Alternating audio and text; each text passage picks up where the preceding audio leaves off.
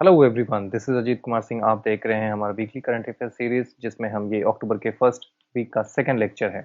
इसके लिए हमने कुछ टॉपिक्स लिए हैं, जिसमें कि ये कुछ 7 टॉपिक्स हैं। फर्स्ट है स्वच्छ सर्वेक्षण अवार्ड 2022।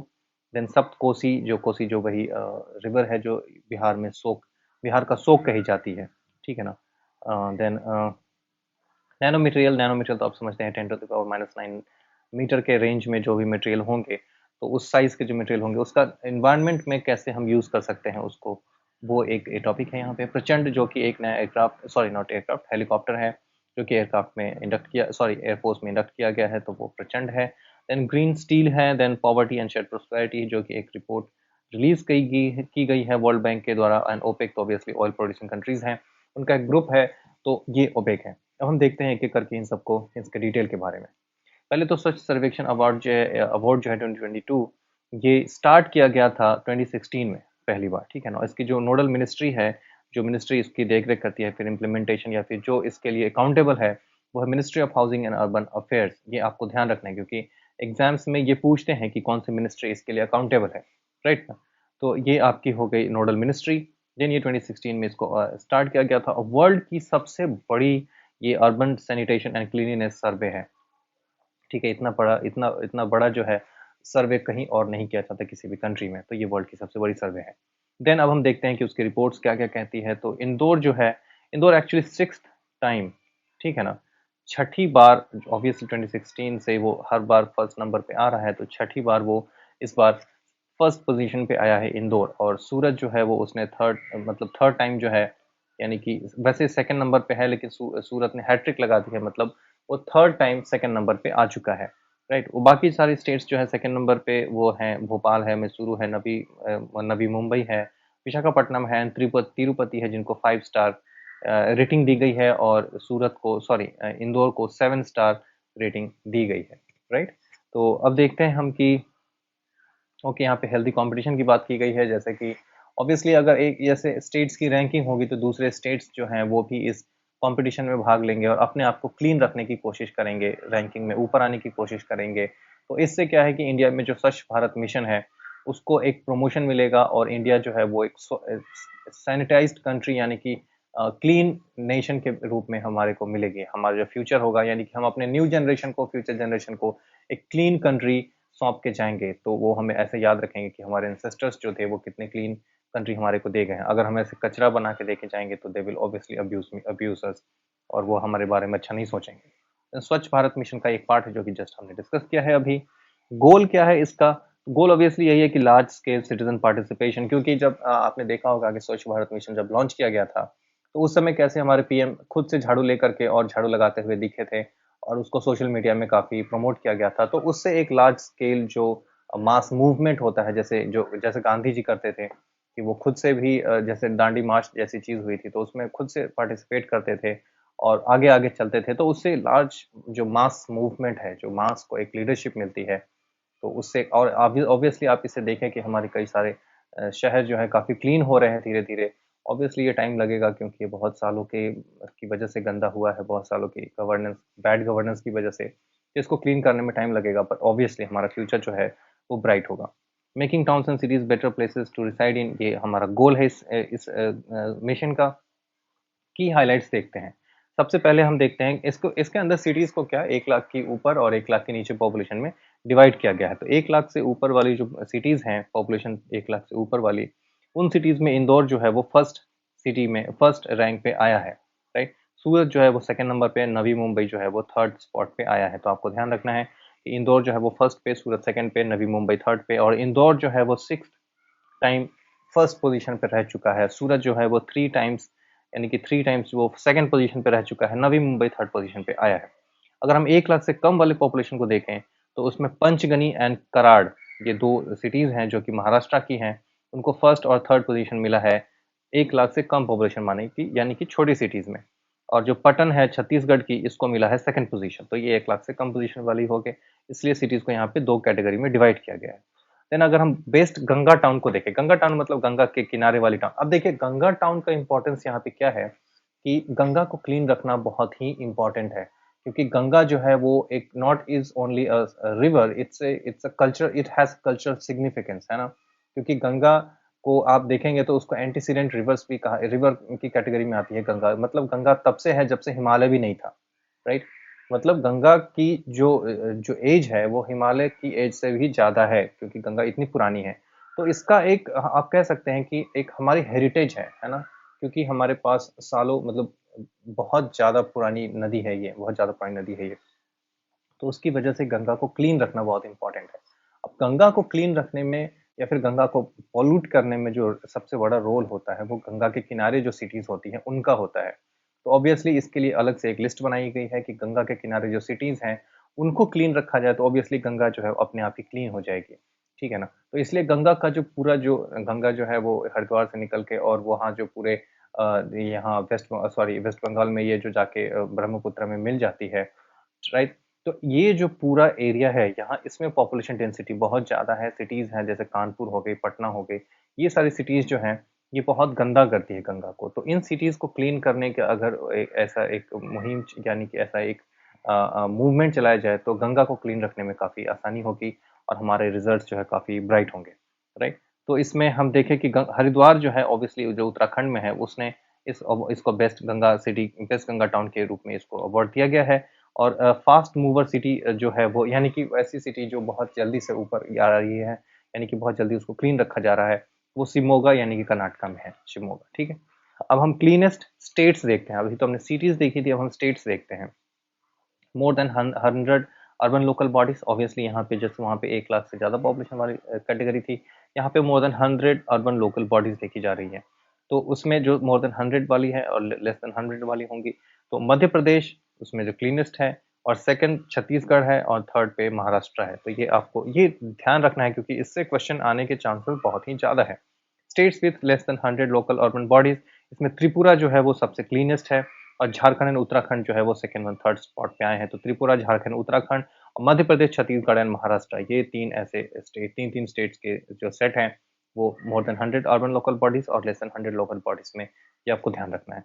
ये रिपोर्ट बहुत इंपॉर्टेंट है एग्जाम के पॉइंट ऑफ व्यू से। आपको इससे एक क्वेश्चन एक्सपेक्ट करना चाहिए एग्जाम में, इसलिए ये यहाँ पे कवर किया गया है। ये उसी का एक ये एक कह सकते हैं कि जस्ट एक ओवरव्यू है। आप इसको स्क्रीनशॉट ले सकते हैं या फिर आपको पीडीएफ में मिल जाएगा। देन सप्त कोसी हाई डैम प्रोजेक्ट। अब ये कोसी जो रिवर है, ये रिवर है बिहार में बहती है।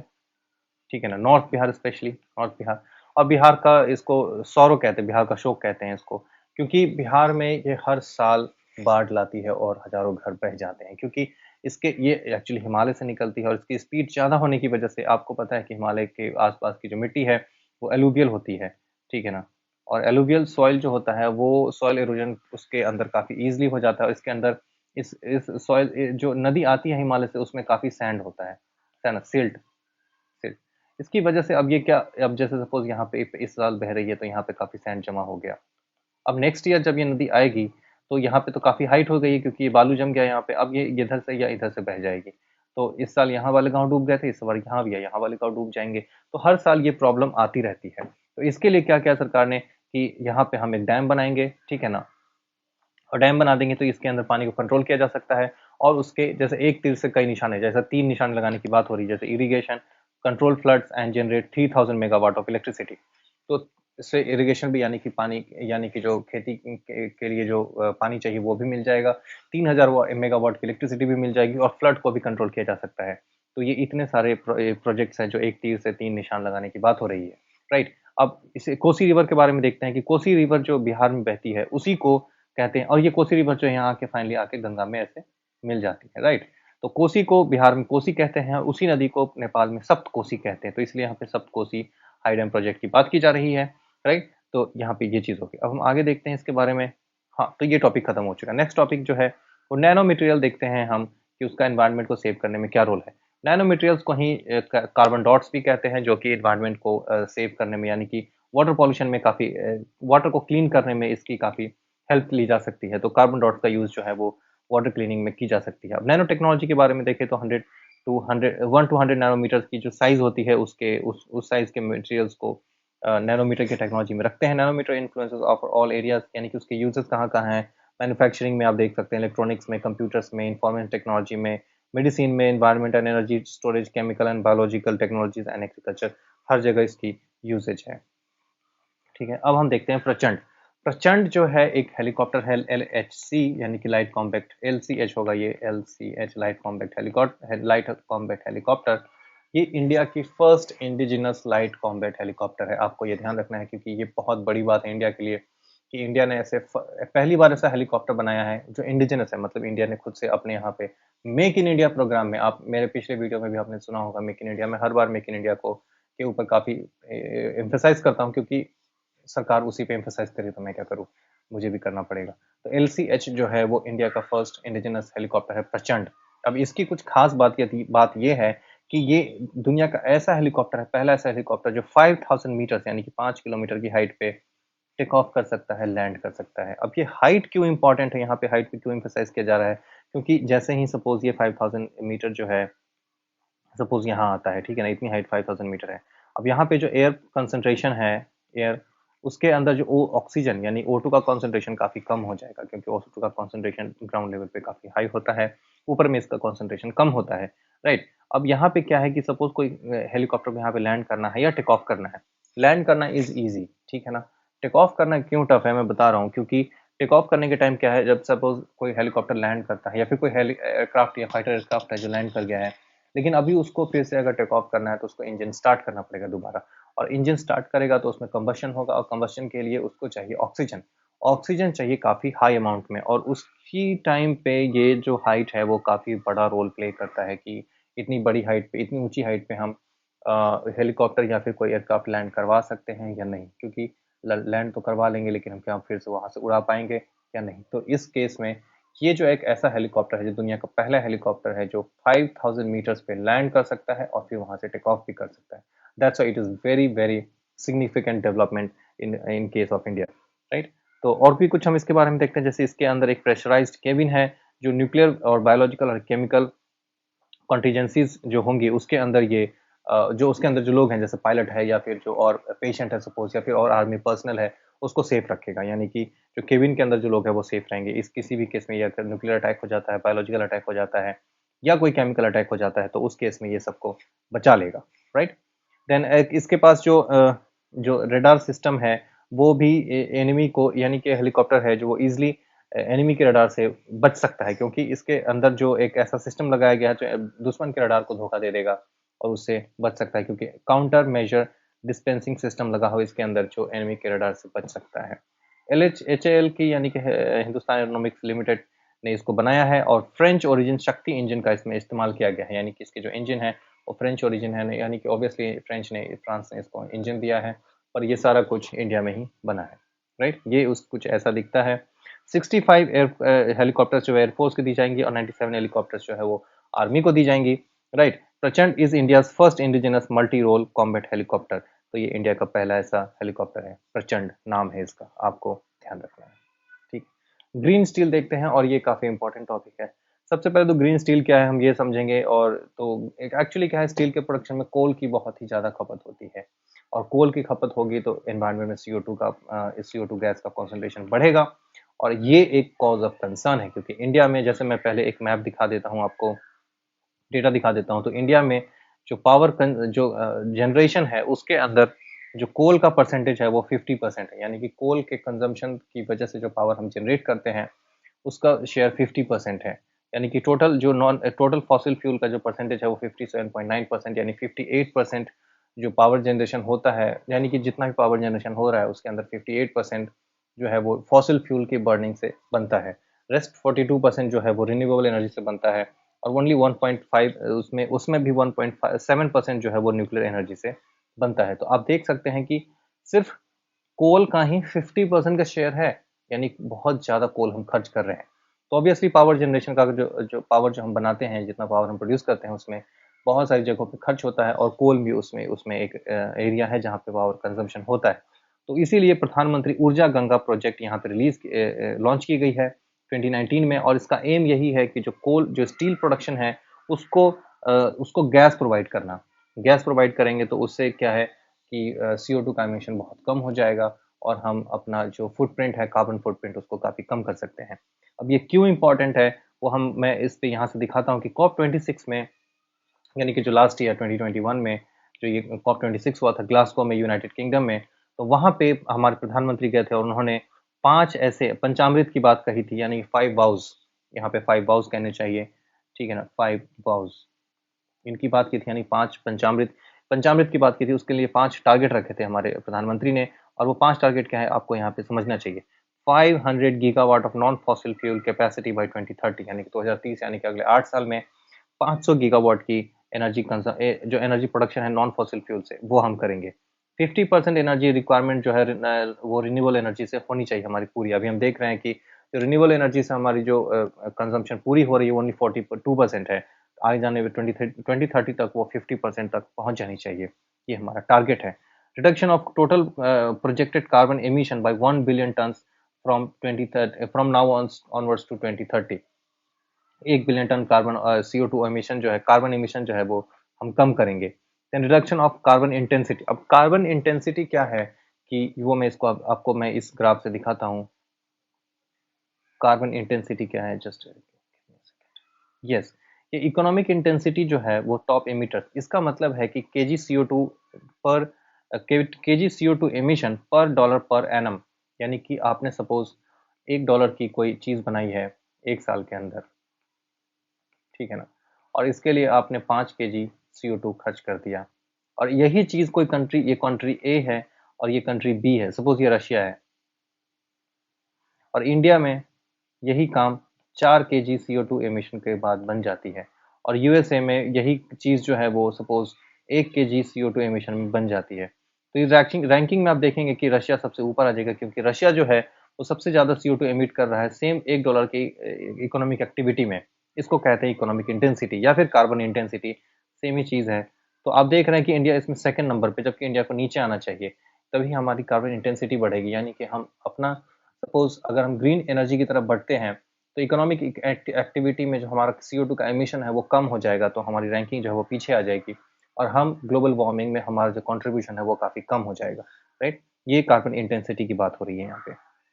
मैंने ये जस्ट अभी दिखा दिया आपको, ये कि CO2 का कार्बन का कोल का जो कंट्रीब्यूशन है पावर जनरेशन में वो 50% है, जस्ट मैंने अभी दिखाया आपको। अभी हम देखते हैं कि हमारा ये टारगेट्स हैं। अब इस टारगेट में हमने इसको 45% हमें कम करना है बाई 2030 तक, ठीक है ना, जो 2005 के लेवल के 45% उसको हमें कम करना है। Achieving target of non zero, net zero emission का मतलब होता है not non zero, net zero, ये नेट जीरो की बात की जा रही है। नेट जीरो का मतलब है कि सपोज 5 बिलियन टन हमने, मान लीजिए हमने खर्च किया CO2, ठीक है ना, इकोनॉमिक एक्टिविटी हमने कुछ की है 1 साल के अंदर, और हमने 5 बिलियन टन जो है CO2 इमिट किया है, तो हम क्या 5 बिलियन टन जो है CO2 एब्जॉर्ब करवा लेंगे, राइट। या तो हम पेड़ लगा सकते हैं, या फिर हम कार्बन सिक्वेस्ट्रेशन कर सकते हैं, ठीक है ना। तो इस तरीके से अगर हम फॉरेस्ट कवर भी बढ़ाए, तो फॉरेस्ट कवर बढ़ाएंगे तो वो CO2 को एब्जॉर्ब करेगा, तो हम फॉरेस्ट कवर बढ़ा सकते हैं, कार्बन सिक्वेस्ट्रेशन कर सकते हैं, ग्रीन एनर्जी की तरफ बढ़ सकते हैं, तो उससे हमारी नेट एनर्जी, ये जो नेट जीरो एमिशन है, यानी कि जितना हमने एमिट किया उतना ही एब्जॉर्ब कर लिया, वो हम 2070 तक अचीव कर लेंगे।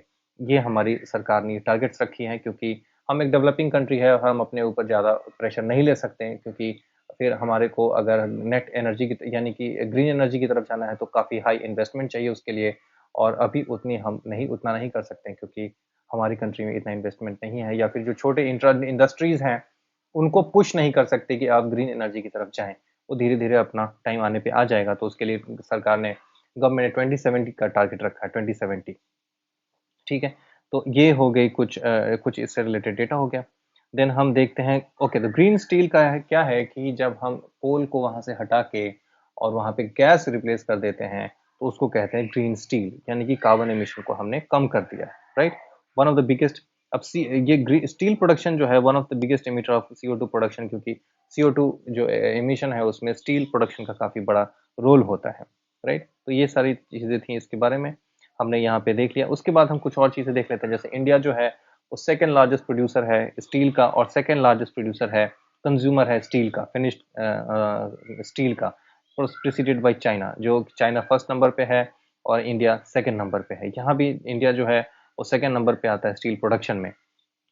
इंपॉर्टेंट स्टील प्रोड्यूसिंग सेंटर्स जो है जहाँ पे स्टील प्रोड्यूस की जाती है वो भिलाई छत्तीसगढ़ में, दुर्गापुर वेस्ट बंगाल में, बर्नपुर वेस्ट बंगाल, जमशेदपुर झारखंड, राउरकेला उड़ीसा एंड बोकारो झारखंड, ये सारे कुछ सेंटर्स है जहाँ पे स्टील प्रोड्यूस की जाती है।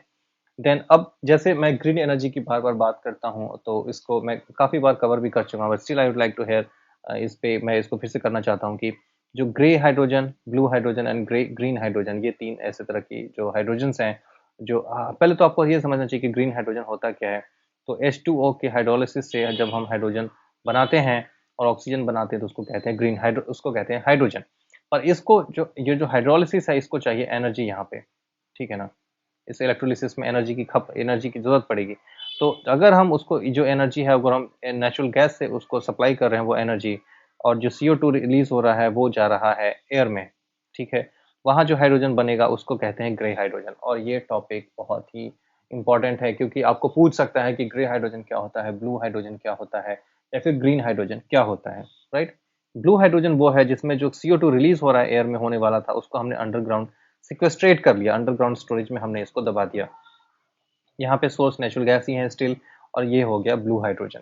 ग्रीन हाइड्रोजन वो है जिसके अंदर कोई CO2 का एमिशन ही नहीं है, क्योंकि जो इलेक्ट्रिसिटी है वो ग्रीन है, मतलब कि हमने सोलर एनर्जी से इलेक्ट्रिसिटी ली है, मतलब सोलर एनर्जी से अगर इलेक्ट्रिसिटी लेते हैं तो हमारे को कोई भी CO2 का एमिशन नहीं होगा, और ओनली बाय प्रोडक्ट जो निकलेगा वो ऑक्सीजन होगा, जो कि काफी काम का है, क्योंकि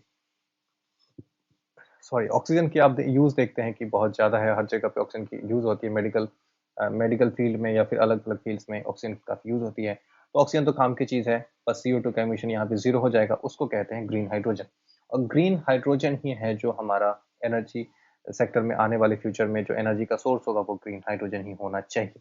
वो उसको 2030 के बाद सरकार का ऐसा टारगेट है कि 2030 के बाद हम मेजॉरिटी ऑफ द हमारा जो एनर्जी का सोर्स होगा वो ग्रीन हाइड्रोजन हो जाएगा। ऐसा टारगेट है सरकार का, ठीक है?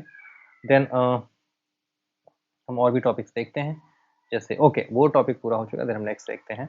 पॉवर्टी एंड शेयर्ड प्रोस्पेरिटी, ये वर्ल्ड बैंक की एक रिपोर्ट है, राइट?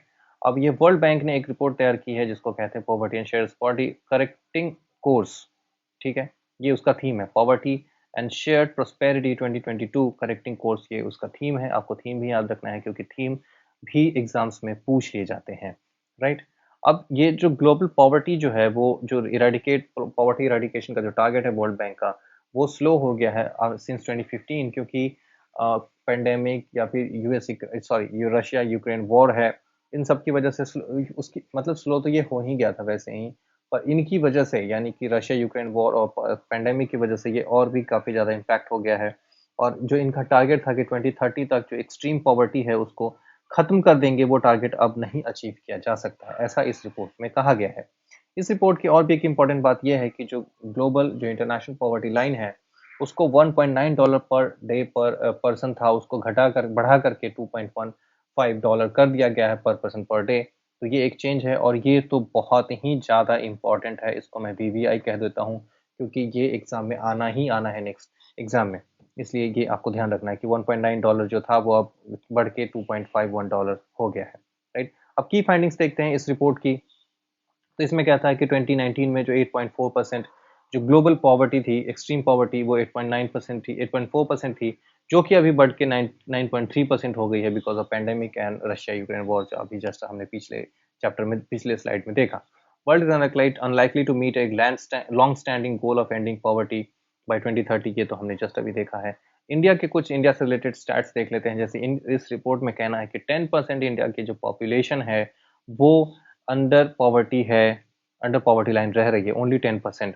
पर अभी हम जस्ट देखेंगे कि यहाँ पे NFHS 5 की जो रिपोर्ट है उसके हिसाब से 16.4% जो पीपल है वो अंडर पॉवर्टी लाइन है, और इसको कहते हैं हेड काउंट रेशियो। अब हेड काउंट रेशियो क्या होता है? हेड काउंट रेशियो यही होता है कि जब हम पॉवर्टी काउंट करते हैं कि कितनी परसेंट पॉपुलेशन हमारी, टोटल पॉपुलेशन की कितनी परसेंट पॉपुलेशन पॉवर्टी लाइन के नीचे रहती है, उसको कहते हैं हेड काउंट रेशियो। और ये मल्टी डायमेंशनल पॉवर्टी जो इसके अंदर हमने इसको काउंट करते हैं। अब मल्टी डायमेंशनल पॉवर्टी क्या है कि ये जैसे पॉवर्टी एक तो हो गई कि हमने सिर्फ देख लिया कि 2.15 से नीचे जिसकी भी इनकम है उसको कहते हैं पुअर, एक्सट्रीमली पुअर। पर मल्टी डायमेंशनल पॉवर्टी वो होती है जिसके अंदर आप भले ही आप पैसे उससे ज़्यादा कमा रहे हैं, पर हो सकता है कि आपकी हेल्थ अच्छी नहीं हो सकता है कि आपकी लाइफ एक्सपेक्टेंसी है वो अच्छी नहीं हो सकता है कि आप स्कूल नहीं जा पा रहे हो, क्योंकि आप ऐसे एरिया में रहते हैं जहाँ पे सपोज वो नक्सल अफेक्टेड एरिया है, ठीक है, या फिर वॉर अफेक्टेड एरिया है, ठीक है, या फिर यहाँ पे ऐसी कोई जगह है जहाँ पे आप माइग्रेट कर रहे हैं क्योंकि वहाँ पे एथनिक एथनिक कॉन्फ्लिक्ट चल रही है, ठीक है ना, सेक्टेरियन कॉन्फ्लिक्ट चल रही है, तो ऐसे लोगों को भले ही उनकी इनकम ज़्यादा हो सकती है, पर वो स्टिल पुअर हैं, क्योंकि उनकी और भी जो पैरामीटर्स है वो फुलफिल नहीं कर पा रहे हैं, हेल्थ अच्छी नहीं है, एजुकेशन नहीं मिल पा रही है बच्चों को, बच्चे स्कूल नहीं जा पा रहे हैं, ठीक है ना? उसके बाद लाइफ एक्सपेक्टेंसी उनकी कम है, क्योंकि वहाँ पे एयर पॉल्यूशन है, वहाँ पे वाटर पॉल्यूशन है, वहाँ पे सॉइल पॉल्यूशन है, नॉइज़ पॉल्यूशन है। तो ये सारी चीज़ें जब हम इंक्लूड करते हैं, क्योंकि ये सारी चीज़ें अभी के लाइफ को, यानी अभी के जनरेशन को प्लस फ्यूचर जनरेशन को भी, अगर बच्चा स्कूल नहीं जा रहा है तो वो डेफ़िनेटली आगे चल के वो पुअर ही होगा, क्योंकि स्कूल नहीं जा रहा है तो उसकी जो अर्निंग कैपेसिटी है वो काफ़ी कम हो चुकी है। वो आगे जाके रिक्शा चलाएगा, ऑटो चलाएगा, यही कर सकता है। एक जो पढ़ा लिखा इंसान नहीं है वो चाय बेच सकता है, तो उसकी अर्निंग कैपेसिटी काफ़ी कम हो जाती है। तो इसलिए मल्टी डायमेंशनल पॉवर्टी में ये सारे पैरामीटर्स रखे जाते हैं। तो हमारी जो NFHS national family health survey जो 5 है, जो कि 2020 2019 और 2021 के बीच किया गया था, उसके अंदर उसके हिसाब से 16.4% पुअर पीपल आर पुअर। लेकिन यहाँ जो वर्ल्ड बैंक की डेटा है वो कहती है कि only 10% people are poor, extremely poor. ठीक है, तो ठीक है, 5.6 crore Indians slipped into poverty in 2020, ये वर्ल्ड बैंक का डेटा है। लेकिन इसी डेटा में ये कहा गया है कि there is no debate, poverty fell faster after 2011। तो ये इंडियन एक्सप्रेस का डेटा है। ठीक है, तो ये आप देख सकते हैं कि कैसे वर्ल्ड बैंक और इंडिया के डेटा अलग अलग हो सकते हैं। Then 12% of the population live below poverty line in rural areas and 6% in urban areas. Obviously गांव में जो अपॉर्चुनिटी है इनकम की वो काफ़ी कम होती है, तो इसलिए 12% पीपल जो है गांव में पुअर है, पर 6% people are in urban area में जो है वो पुअर है। ठीक है, then there has been a decline in poverty since 2011, जो कि इस डेटा में भी दिया गया है कि 2011 के बाद पॉवर्टी में डिक्लाइन आई है। ठीक, द रिचेस्ट पीपल, ऑब्वियसली जो अमीर लोग हैं वो ज़्यादा अमीर हो रहे हैं, क्योंकि ये ऐसी पॉलिसी है और जो चेंजिंग जो इकोनॉमिक सिस्टम है, जिसके अंदर काफ़ी टेक्निकल चीज़ें इन्वॉल्व की जा रही हैं, आने वाले जो टाइम है उसके अंदर जिसके पास जितना ज़्यादा पैसा होगा वो ज़्यादा अमीर हो जाएगा उतनी ही जल्दी, राइट? तो ये सारी चीज़ें थी। नेक्स्ट है ओपेक, वो आई थिंक ये इस चैप्टर इस वीडियो का लास्ट टॉपिक भी है। तो ओपेक क्या है? ऑयल प्रोड्यूसिंग कंट्रीज हैं, जो कि 1960 में इसको फाउंड किया गया था। इसके जो फाउंडिंग मेंबर्स थे Iran, Iraq, Kuwait, Saudi Arabia and Venezuela. ठीक है, ये कंट्रीज है जो कि ऑयल प्रोड्यूसिंग कंट्रीज है। पहले क्या था 1960 के पहले की अलग अलग कंट्रीज अलग अलग ऑयल प्रोड्यूस करती थी, और वो सब अपने आप में ही कम्पीट करती थी, क्योंकि सब उनको ऑयल ही बेचना था। क्योंकि इन सारी कंट्रीज में ईरान, इराक, कुवैत, आप देख रहे हैं कि वहाँ पे कुछ और है नहीं, बालू है, रेगिस्तान है, तो और क्या बनाएंगे वहाँ पे, क्या प्रोड्यूस करेंगे? और वहाँ पे आप देख सकते हैं कि जो जो जो जो एक रिलीजियस वॉर है वो कंटिन्यूअसली चल रही है थाउजेंड्स ऑफ ईयर से, है ना? तो उसकी वजह से वहां पे एक स्टेबिलिटी नहीं है, पर एकदम से जब वहां पे तेल निकला तो वो लोग अमीर हो गए अचानक, रातों रात, ऐसा होता है। तो वही बात हुई है। अब हम जो है इन ईरान से सबसे ज्यादा तेल खरीदते हैं, राइट? ईरान, और उसके बाद इराक भी है, सऊदी अरेबिया, इन सब से हम तेल खरीदते हैं। ईरान से हम सबसे ज्यादा खरीदते हैं, पर ईरान पे यूएस ने सैंक्शन लगाया हुआ है, क्योंकि ईरान को यूएस कहता है कि ईरान के पास न्यूक्लियर आर्म्स है। यू सी, ईरान भी एक इस्लामिक कंट्री है और पाकिस्तान भी एक इस्लामिक कंट्री है, पर पाकिस्तान को के ऊपर सैंक्शन नहीं है, जबकि पाकिस्तान के पास ऑलरेडी एटमिक यानी कि न्यूक्लियर आर्म्स हैं। ठीक है, तो पाकिस्तान तो क्योंकि यूएस का एलाई है, उसको यूएस से उनका उसकी अच्छी बनती है। और यू सी कि ईरान पे यूएस ने सैंक्शन लगाया है, और पाकिस्तान को F-16 को अपग्रेड करने के लिए $4 बिलियन का उन्होंने फंड दिया है। ठीक है, वही F-16 जो है इंडिया में फिर अटैक करेंगे और हमारे सिर में दर्द करेंगे। तो यू सी कि कैसे ये पॉलिटिक्स चलती है, इंटरनेशनल पॉलिटिक्स जो है वो। इसके अंदर करंट जो है ओपेक के अंदर 13 मेंबर स्टेट्स हैं, जिसके अंदर ये मेंबर कंट्रीज हैं।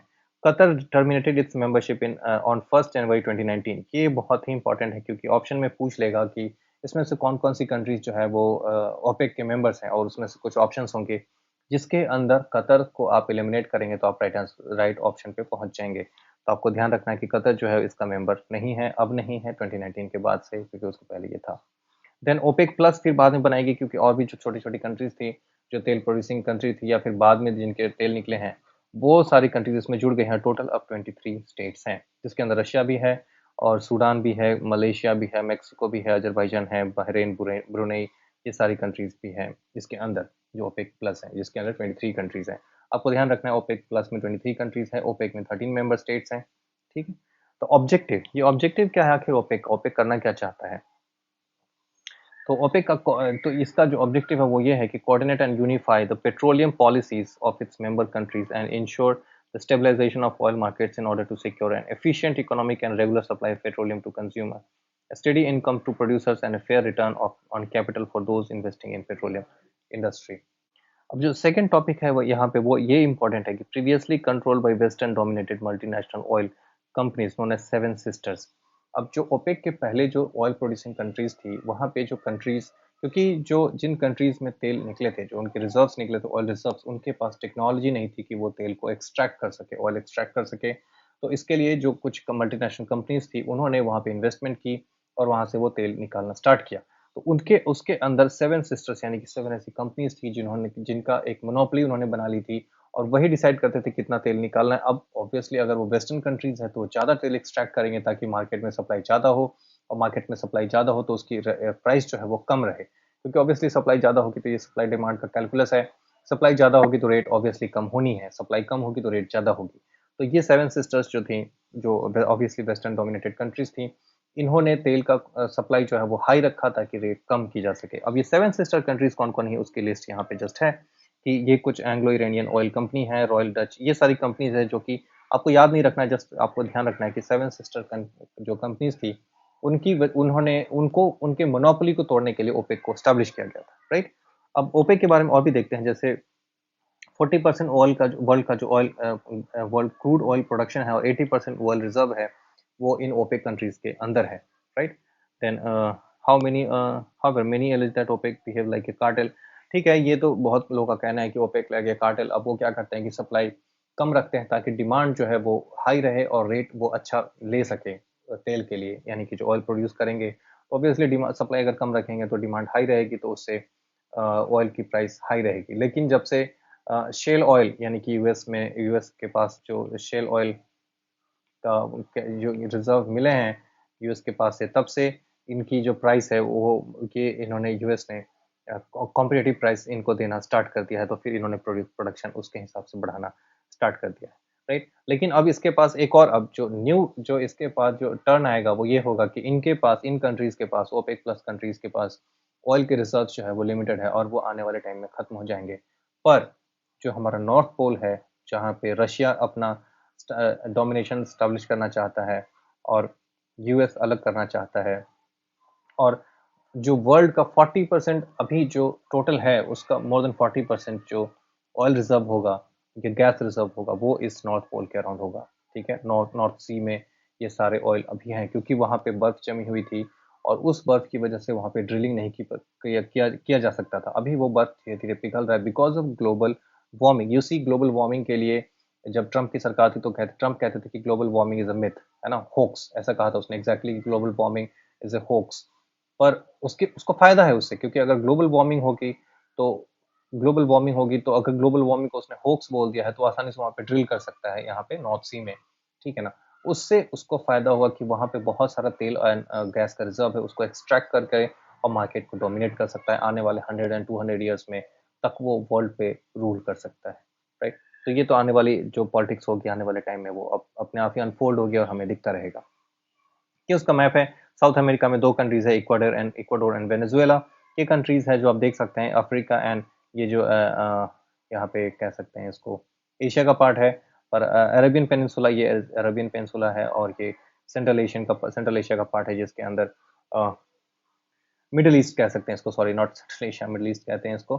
तो ये उसके कंट्रीज हैं। तो ईरान, सऊदी अरेबिया, कुवैत और इराक, ये सब देख सकते हैं कि आप ओपेक की मेंबर्स हैं, राइट। देन जो हमारा नेक्स्ट, ओके, तो ये थे कुछ टॉपिक्स हमारे नेक्स्ट वीडियो के लिए, इस वीडियो के लिए, और आई होप कि आपको ये बेनिफिशियल लगा हो। मिलते हैं नेक्स्ट वीडियो में कुछ और टॉपिक्स के साथ, तब तक के लिए सी यू, बाय बाय।